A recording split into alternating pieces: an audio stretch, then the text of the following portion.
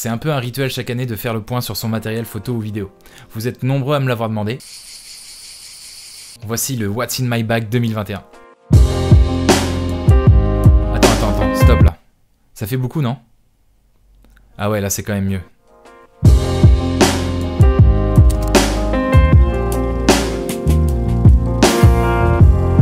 Salut la team, bienvenue dans cette nouvelle vidéo. Vous l'avez compris, aujourd'hui on va parler matériel. Ça va être une vidéo assez chill, ça va être assez tranquille pour moi. Vous connaissez la recette, c'est hyper simple. Je vais vous présenter mon sac, je vais vous présenter son contenu. Mais avant, je voulais revenir sur un point précis. Ce point, c'est un message que j'essaye de faire passer dans certaines de mes vidéos concernant le matériel. L'idée toute simple que le matériel parfait n'existe pas. En tant que créateur, photographe ou vidéaste, on est souvent très attiré par les appareils photo, par les objectifs et tout ce qui gravite autour, les stabilisateurs, les trépieds, les sliders, les lights, etc. Et du coup, on a une grosse tendance à accumuler du matériel alors qu'on n'en a pas forcément besoin. C'est en grande partie dû aux marques qui sortent tous les ans des nouvelles éditions, des nouveaux modèles, des nouvelles améliorations. D'ailleurs, les autres responsables, c'est les créateurs sur YouTube et les influenceurs. Mais à l'époque dans laquelle on est en train d'évoluer, je pense que c'est une bonne chose de réfléchir vraiment à ce dont on a besoin. Je suis pas en train de dire qu'il faut pas acheter du matériel parce que je suis très mal placé pour le faire, parce que j'ai quand même pas mal de matos. Mais ce que j'essaye de faire de plus en plus, c'est de réfléchir vraiment à mon besoin, de savoir si j'ai vraiment besoin du dernier produit Sony par exemple. Au-delà de l'intérêt écologique, déjà, il y a un autre intérêt qui est plutôt la réflexion par rapport à son processus créatif. Prendre du recul sur sa façon de travailler, de réfléchir et de créer du contenu, je pense que c'est une bonne chose pour tout le monde. Ça permet d'y voir plus clair, d'aller à l'essentiel et ça laisse de la place pour plus de créativité. Donc comme je l'ai dit, je suis pas du tout un exemple parfait, mais j'essaye quand même d'avoir cette réflexion par rapport au matériel que j'achète, même si évidemment, comme tout le monde, j'aime bien ça. Voilà, c'était les petites minutes bonus. Le message est passé, bon voilà, j'espère que vous allez y réfléchir par la suite. On va pouvoir attaquer le vif du sujet, What's in my bag 2021. Il est là, il est tout beau, c'est mon nouveau sac que j'ai changé, que j'ai acheté cet été. C'est un sac de la marque Wandered, alors c'est Wandered PRVKE 31 litres black. Voilà, je pense qu'on pouvait pas faire plus compliqué comme nom. Pour ceux qui se souviennent, j'avais un sac Mantona pendant plusieurs années qui était vraiment très pratique, qui était assez économique, voilà, assez peu cher, etc. À force, je t'avoue qu'il me flinguait un peu le dos et en fait j'ai testé ce sac Wandered, c'est Olivier qui me l'a fait tester d'ailleurs. Et j'avoue que j'ai été vraiment séduit par le confort, en particulier le confort des bretelles qui est assez ouf. Elles sont bien larges, bien épaisses et quand on a tendance à être chargé, bah, c'est un vrai plaisir. Je pense qu'il faut vraiment pas négliger cette partie sac photo parce que finalement quand on va faire des sorties photo, bah, c'est le premier truc qui va nous gêner si bah, il est pas bien. Donc selon moi, faut pas hésiter à mettre le prix là-dedans. Ce sac Wandered, il est de très très bonne qualité, donc je pense qu'il va me durer plusieurs années. Et en plus, il est assez stylé. Évidemment, je l'ai pris en noir comme à peu près 50% de mes fringues. Il y a pas mal de zip, il y a pas mal de poches secrètes. Toute la partie photo se trouve ici dans le dos. Et voilà, il y a plein de compartiments. Bon là, c'est un peu le bordel évidemment parce que j'ai sorti tout mon matos. Il y a pas mal de créateurs, pas mal de youtubeurs qui ont ce sac. Donc si vous voulez en savoir plus, je vous invite à aller checker un petit peu sur YouTube tout ce qui se passe. J'ai oublié de vous dire, tous les produits que je vais vous présenter sont en lien dans la description. Ce sont des liens Amazon. Ouais, le mec parle d'écologie dans sa vidéo quand même. Ce sont des liens affiliés, donc ce qui veut dire que si jamais il y a un produit qui vous intéresse et que vous passez par un de mes liens, je vais toucher une petite commission. Pour vous, ça change rien et pour moi, bah déjà, ça fait plaisir. Et puis, je trouve que c'est un bon moyen de soutenir la chaîne et les projets. Petite précision, les produits que je vais vous présenter sont vraiment les produits que j'utilise au quotidien pour mes sorties photos et vidéos. Mon everyday carry. Et on commence avec, boum, le petit boîtier A7 III tout simplement. Et oui, c'est pas un A7S III, c'est un A7 III qui est sorti déjà il y a quelques années, que j'ai quand même acheté cet été parce que je le trouve très performant évidemment comme beaucoup de créateurs. Et en plus de ça, bah, du coup vu que ça fait un petit moment qu'il est sorti, le prix a pas mal baissé et donc j'ai pu l'avoir pour pas trop cher. Évidemment c'est un boîtier qui est très performant, c'est un capteur full frame, il est capable de filmer à 100 fps en 1080p et en 25 fps en 4K. Une bonne dynamique, un autofocus ultra rapide, bref vous connaissez déjà ce boîtier de ouf. Mais je trouvais que c'était important d'en parler parce qu'en 2021 c'est un boîtier qui est tout simplement excellent encore.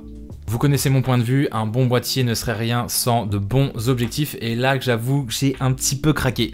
Disons que j'avais des contrats où j'avais besoin de ces deux objectifs précis. Au début j'ai commencé par les louer tout simplement, ensuite j'en ai acheté un et je continuais à louer le deuxième et là ça y est j'ai sauté le pas, j'ai enfin acheté les deux, comme ça je suis tranquille, pas besoin d'aller péter en plein milieu de Paris pour aller chercher un objectif à la location pour ensuite aller faire le contrat, après faut le ramener et tout, bref, grosse charge mentale, grosse emmerde, etc.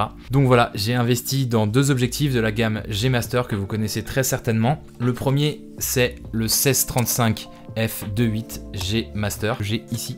Voilà, ça donne rien parce que la lumière est pas dessus. Mais c'est un objectif de compétition, hein, tout simplement. Il y a le prix qui va avec, évidemment. Mais c'est plutôt un investissement parce que derrière, je vais avoir des contrats qui vont en découler. Donc évidemment 16-35 c'est une plage qui est hyper intéressante, ça permet d'avoir un très grand angle à 16 mm et un angle plutôt serré de type portrait ou photo de rue à 35 mm. Pour moi c'est la plage focale idéale pour faire de la photo. Ouais, je fais assez peu de photos en plan serré. Et évidemment il a une ouverture constante à 2.8, ce qui est très pratique, aussi bien en photo qu'en vidéo. En vidéo on sait que quand on va zoomer on va pas diminuer l'ouverture, donc nos réglages on peut les laisser tels quels et avoir toujours la même exposition. Évidemment pour aller avec cet objectif de folie il fallait le deuxième objectif de folie, son grand frère, le 24-70 f2.8 G Master. Il y a encore le G juste là, il est là, juste ici. Bon, vous le voyez pas, je m'en fous. Sa plage va donc de 24 à 70. Le 24 c'est pratique, c'est un grand angle, c'est l'angle par exemple que j'utilise là pour mes facecam. Et le 70 ça permet de faire des close-up, d'aller chercher des petits détails sur des portraits, sur des choses comme ça. Évidemment la qualité G Master, il n'y a plus rien à dire là-dessus, tu connais.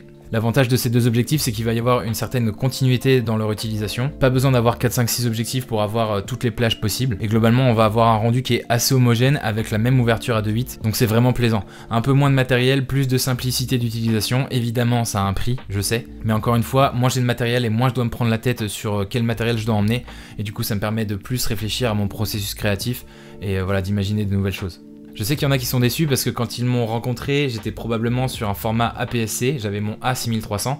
Il faut savoir que c'est un boîtier que j'adore et avec lequel j'ai pu vraiment progresser, gagner en expérience. En plus, j'utilisais le duo d'objectifs Sigma 30-1.4 et 16-1.4. Bref, c'était vraiment top. Pour vous rassurer, j'ai toujours un APS-C avec moi, il est juste là, il est en train de me filmer. C'est le Sony A6400. La différence principale, c'est qu'il a un flip screen, donc je peux me voir dans le retour vidéo comme ça. Et j'ai conservé évidemment le 16 mm 1.4 qui est pour moi le meilleur objectif pour boîtier Sony APS-C tout simplement. Mais globalement il sort plus trop, il reste dans le studio quoi. Dans cette vidéo je ne vous parlerai pas de drone tout simplement parce que j'ai pas changé depuis 2 ans et surtout parce que je m'en suis pas du tout servi en 2020. Merci le Covid. Maintenant qui dit vidéo dit stabilisation. Je suis assez friand du handhold en fait, voilà, du shoot à main levée. Mais c'est vrai que parfois il y a besoin de faire des jolis plans bien lisses, bien smooth, etc. Et du coup j'utilise ce stabilisateur là. C'est le Weebill S, tout simplement parce qu'il est hyper compact, qu'il tient facilement dans le sac et qu'il a la capacité, en fait, contrairement au Weebill Lab, de supporter un A7 III avec un 24-70 2.8 dessus. Donc voilà, je savais que mon setup ça allait être A7 III et 24-70 ou A7 III et 16-35. J'aurais pu prendre un Zhiyun 2S, j'aurais pu prendre un Zhiyun 3, j'aurais pu prendre un Ronin S, sauf qu'en fait, ils pèsent tous beaucoup plus lourd que celui-là, et en plus de ça ils sont pas faciles à ranger, pas faciles à foutre dans un sac, etc. Donc pour tous les jours j'utilise ce gimbal, il va très bien dans la poche trépied sur le côté du sac et ça fait complètement le taf. Maintenant en ce qui concerne le son, pour mes prises de son générales j'utilise ça, c'est le petit Rode Video Micro qui m'a toujours pas lâché, ça fait 3 ans que je l'ai, donc voilà, c'est un micro qui est hyper robuste, la qualité est vraiment très correcte. Comme d'habitude, la petite astuce c'est de le mettre le plus près possible de la bouche de son interlocuteur. Il est équipé de sa bonnette pour pouvoir l'utiliser en extérieur, franchement il est hyper pratique, il prend pas de place. Bref, je kiffe, franchement nickel. Pour certaines situations, pour certaines vidéos, je suis obligé d'utiliser un micro-cravate, en particulier un micro-cravate sans fil. Et du coup, vu que j'étais satisfait, je suis retourné chez Rode et j'ai acheté le kit Wireless Go, hyper simple. Un transmetteur, un récepteur. Voilà, ça marche vachement bien. Là, il y a un micro qui est intégré et on peut venir évidemment brancher un micro-cravate que vous voyez là. Enfin, vous le voyez pas, mais voilà. Et ça fait très bien le taf. Il y a une bonne portée, le son est clean. Pour faire de la vidéo YouTube, c'est impeccable. En parlant de son, je me suis fait un petit plaisir en achetant ce petit casque MDR X1000 MK3 ou un truc comme ça. Bref, vous avez la référence juste en dessous. C'est un casque qui vient englober les oreilles, qui a une réduction de bruit active. Donc c'est vraiment stylé parce que ça permet de se couper vraiment du monde. Pour les sessions photo, très pratique. Pour s'immerger, tu te mets une bonne musique de bâtard. Tu coupes le son de la ville et tu t'intéresses juste à ce que tu vois et ce que tu vas capturer. Vous trouvez ça stylé? De toute façon, je vous entends pas. Hein. Réduction de bruit active. Évidemment, toujours sur moi, même si la batterie de la 7 III est hyper performante, j'ai quand même un petit kit de batterie de la marque RAV Power. Ça fait le taf, je crois qu'elles tiennent un petit peu moins bien que celle de la marque Sony, mais bon, c'est pas cher donc. En ce qui concerne le stockage, j'utilise les cartes SD Sony et Lexar. Voilà, j'en suis satisfait, j'ai rien d'autre à ajouter. Évidemment, qui dit vidéo également dit filtre ND variable. Comme d'habitude, je suis parti sur la marque Oya parce que tout simplement, ça me rappelle mon ancien nom. Non, en fait, voilà, c'est la marque que j'utilise depuis le début. Comme ça, au moins, je suis pas déçu. Alors, je sais que ça donne une petite teinte aux images, mais finalement, moi, je me suis habitué. Et puis, voilà, c'est dans mon workflow d'étalonnage maintenant. Donc voilà, filtre ND de la marque Oya. Et évidemment, ouais, l'avantage d'avoir les deux objectifs G Master, c'est qu'ils ont un diamètre de filtre égal à 82. Donc, je peux avoir qu'un seul filtre pour les deux objectifs. Et je n'oublie pas le plus important, l'accessoire qui va probablement le plus me servir durant 2021. Un petit chiffon. Toujours très important de nettoyer son objectif pour éviter d'avoir de la retouche à faire sur Lightroom derrière. Voilà, on a déjà fait le tour, ça c'est le matériel que j'utilise vraiment au quotidien tous les jours. Évidemment, j'ai plein d'autres matériels en tout genre.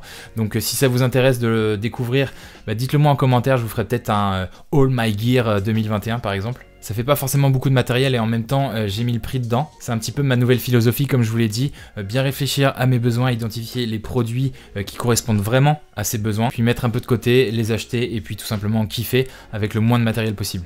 Voilà, j'espère que ça vous a plu. Si vous avez kiffé, pensez au petit pouce bleu. Et si c'est pas déjà fait, pensez à vous abonner et à activer la petite cloche. Comme ça, vous serez prévenu quand je posterai de nouvelles vidéos. Je vous dis à mercredi prochain. Cœur sur vous. Ciao.